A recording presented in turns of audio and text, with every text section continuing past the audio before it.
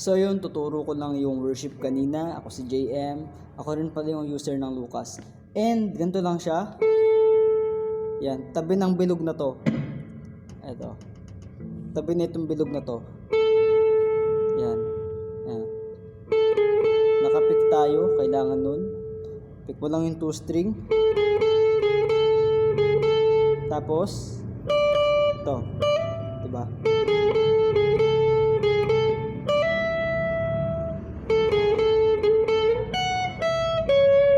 Then tapos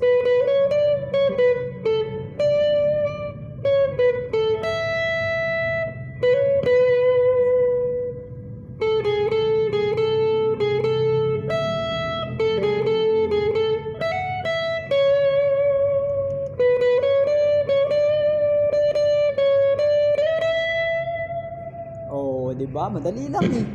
So yun, hanggang dito na lang muna. Bye-bye.